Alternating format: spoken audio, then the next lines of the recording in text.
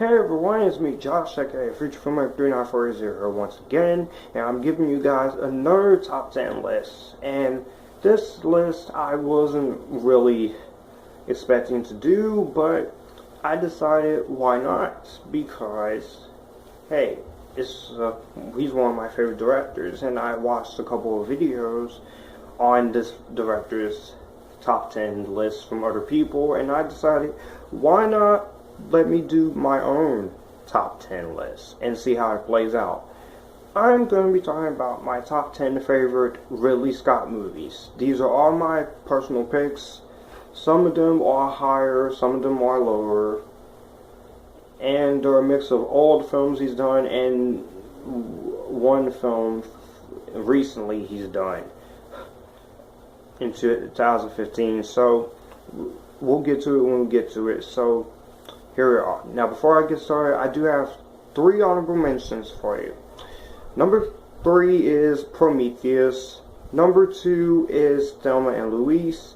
And number 1 is, of course, I'm going to have to go with Alien Covenant. Those are my 3 honorable mentions. All good movies, I just couldn't put them in the top 10 list for what reason whatsoever. So let's get started with the top 10 list.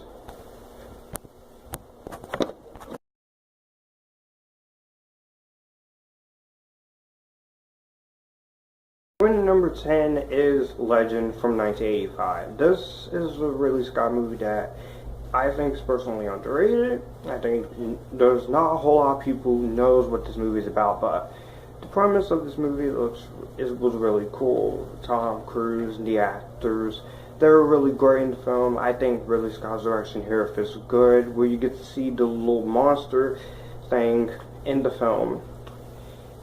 He looks really good. The effects, I think, look better. I think the music is really good. I do love the song "Is Your Love Strong Enough," the original version by Brian Ferry, but I like the 2011 version by How to Destroy Angels that was used in the end of The Girl with the Dragon Tattoo more, because I like that one more. But there's a lot to like in here. I think this is a movie that needs more recognition than it gets.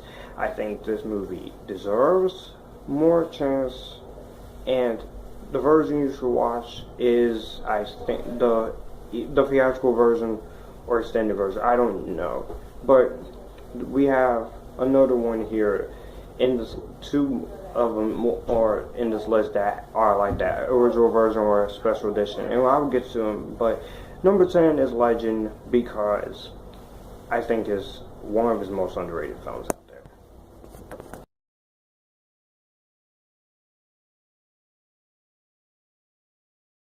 Number 9, we have The Martian, and The Martian came out in 2015. This is, of course, with Matt Damon, a lot of Kate Mara, Jessica Chastain, a lot of other cast members, and basically the story is based on a book of the same name, and they're trying to get this astronaut back home, which is Matt Damon. And I think this movie is a really great film. I have not seen the extended edition, and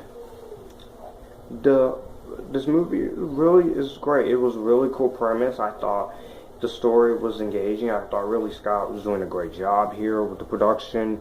I think the movie looks well spent. It looks well shot. The editing and music in here is really good, and the writing is really strong, and the performances are really strong. The main standouts were Matt Damon, Jessica Chastain, Kate Mara. Even though you have a whole other list of actors, this was a really interesting movie, and I really do enjoy watching The Martian, because it is an actual really good movie. Definitely worth watching if you haven't seen it.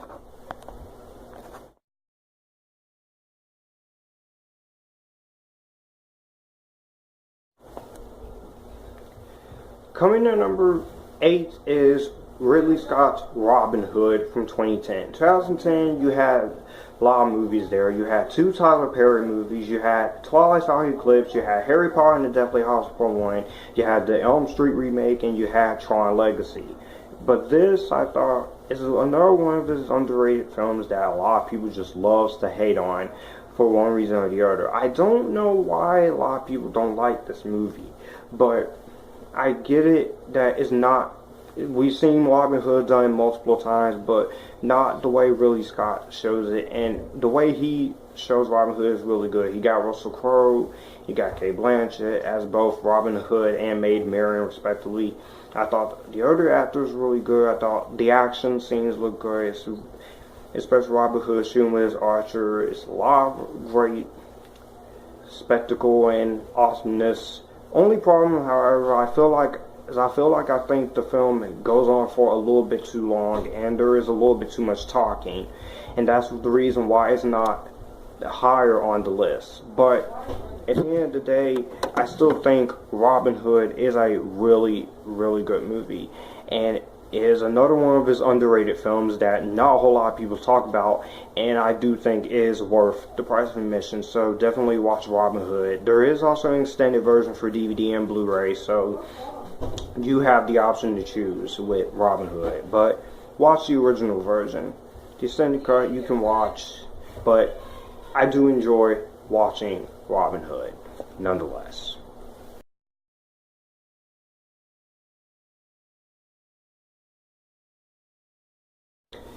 Coming to number 7 is American Gangster. This is a true story about Frank Lucas and the man who took him down, Richie Roberts. This stars Denzel Washington and Russell Crowe in their second collaboration. The first one was Virtuosity, which I have not seen. And I have to say, American Gangster, this was 10 years ago, 2007. So this is pretty watchable film, pretty good movie. I think it's one of the better gangster films or mafia films I've seen in crime dramas. It's very good. It's well cast. You have a lot of cast members. You have Cuba Gooding Jr., you have T.I., you have Carlo Giorgino, you have the late Ruby Dee. A lot of great performances in this movie.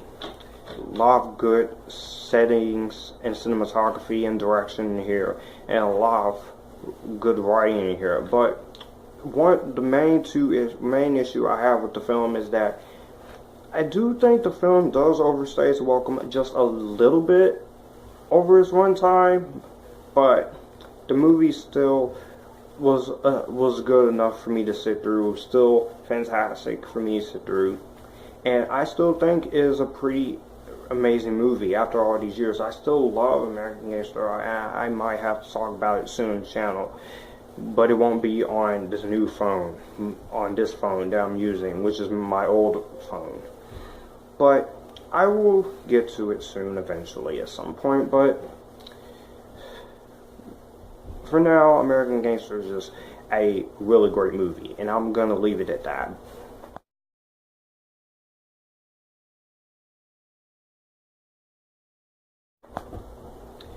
Coming in at number 6 is the original Alien in space. No one can hear you scream.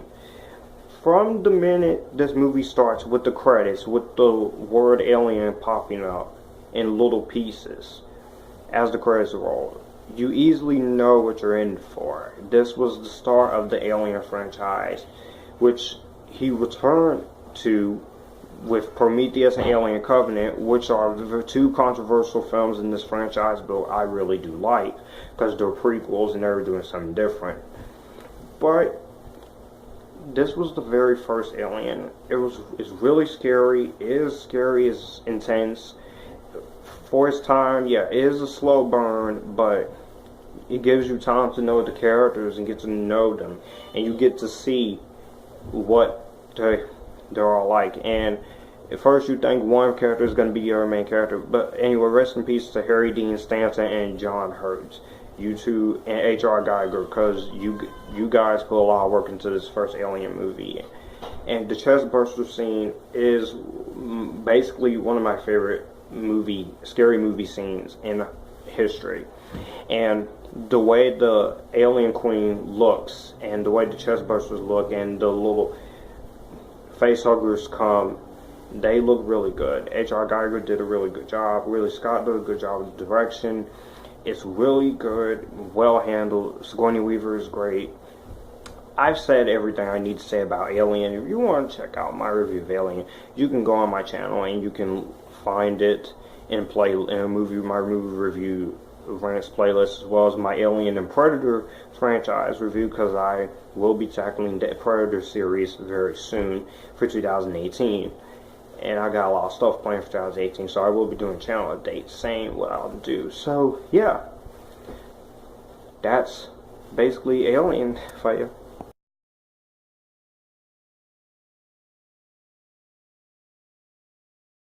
Five is, yes, we are on to the top 5 favorite Ridley Scott's movies I love the most.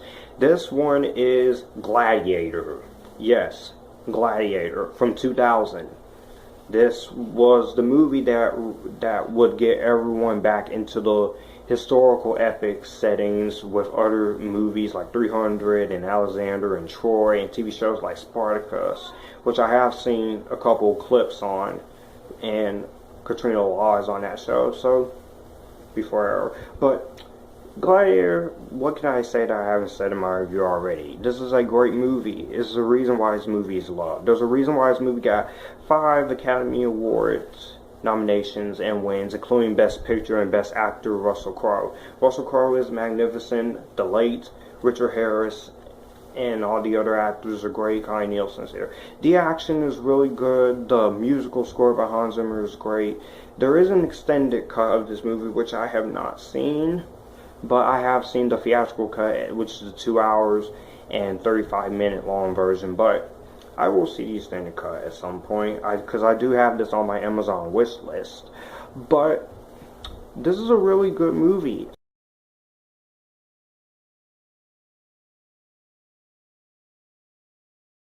Coming in number 4 is Kingdom of Heaven 2005. Now, I know the production history that went on with this movie, and I did a list of movies ruined by studio interference, and this movie was on here. And there are top 10, and there's one by Watch Mojo called Top 10 Movies Ruined by Studio Interference, and they did mention Kingdom of Heaven. First of all, when Ridley Scott wants to make a good movie, you let him. You don't just interfere in his vision and just cut stuff out because you want to. Because the original version of this movie was 3 hours and 10 minutes, which is the director's cut, which is the better version. Because the director's cut is much more fleshed out. You get much more screen time for certain characters that you didn't get in the original cut, which is only 2 hours and 24 minutes. But this is a pretty underrated film. You got good actors in here. While some things are not 100% historically accurate, they do make changes for the sake of the movie. So that is to be expected with a movie like this and other historical movies. But the acting is good. Ridley Scott's direction is pretty good. And even he was upset at Fox for cutting out half of this movie down to 2 hours and 24 minutes. And the movie didn't do all that well in the US, but it did better overseas. But this is a pretty great movie. Definitely worth watching if you can. But the version to watch is the director's cut, because that one is more fleshed out. Yeah, it may be a little lengthy for some people who can't handle a long movie, but I can handle long movies sometimes. But I like to sit through long movies anyway. So Kingdom of Heaven is number 4.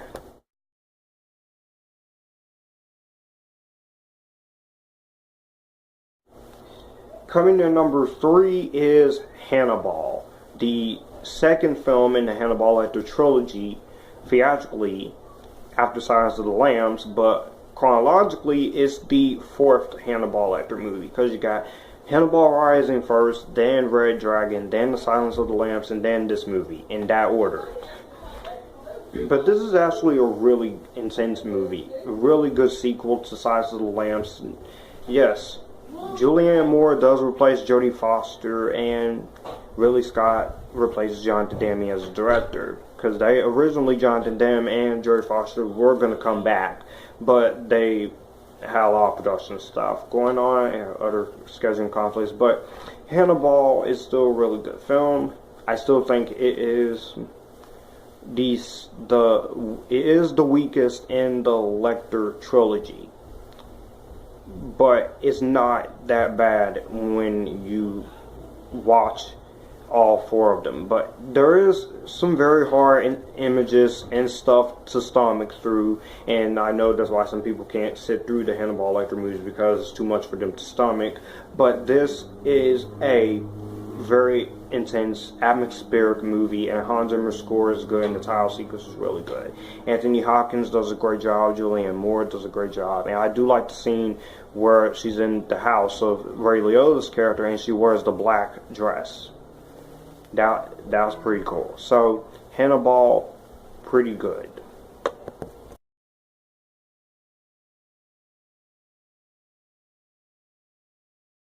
Alright guys, we are down to the top 2 favorite Ridley Scott movies I love the most. Number 2 is Blade Runner. Now, I have never ever seen this movie before, and I heard a lot of good things about it. But I also looked into some of the production stuff that went on when they were making this movie, and there was a lot of stuff that happened. But the movie came out, it got initially mixed reviews because people didn't know what it is. The Blade Runner series, yes, including 2049, some people are not going to be into them because they're going to be confused on a lot of stuff. But I think that this movie is a very, very entertaining movie. I still think there's a lot of cool ideas in here, and the version I watched was the final cut, and just one time. And in that first viewing, that I was able to understand everything that was happening. Maybe because I wasn't doing anything else as I was watching. I was completely focused, listening to everything they say. And this movie is not an action movie. This or 2049, they're not action movies. These are movies that makes you think. And if you like movies that makes you think, you're really gonna like this movie. And the reason why I say the final cut is the version to watch is because Ridley Scott has said that is his most complete version. The theatrical version I haven't seen. Then there's also been an international version, then a work print version. There's 4 multiple versions, and I do have this and 2049 on my Amazon wish list because I love both of them, and I love them for having the idea of making me think. So that's what I like in some movies. Not every sci-fi movie has to be big budgets, Star Wars, lightsaber fight, or all of that. You can also be inventive. Try some new stuff. Be creative. That's what I like in Blade Runner and Blade Runner 2049. I can't wait to watch both of them again as a double feature when I get them eventually, because these movies definitely deserves to go in my collection. And that's all I have to say about Blade Runner 1982. The acting is great. Everything in this movie is great. If you want to see me talk about this movie and praise it to high heavens, go check it out my review. And some people, if you've never seen this, it's gonna take more than one viewing, because people say it's multiple viewings. But for me, with the first time watched it, I understood everything that was going on, and that's why Blade Runner, the original from 1982, remains a cult classic. It's one of the most greatest sci-fi movies of all time, and it's one of the best film noirs I've seen.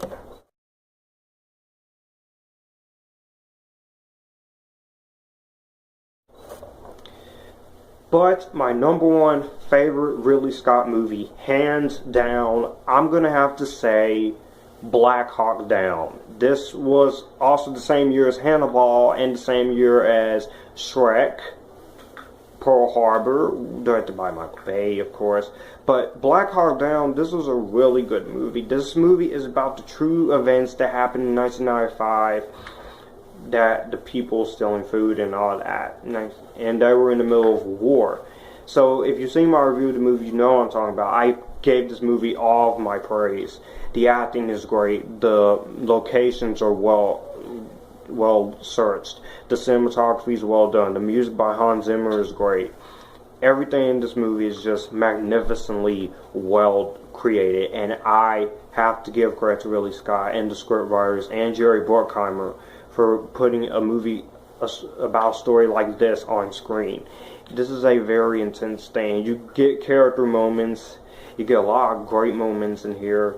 I think those moments work very subtle in this movie, and I have to say, for the most part, this is a darn good movie. This is a very fantastic film. I really love this movie, and it is just a very amount of excellent fun to watch. So Black Hawk Down is my #1 Scott movie.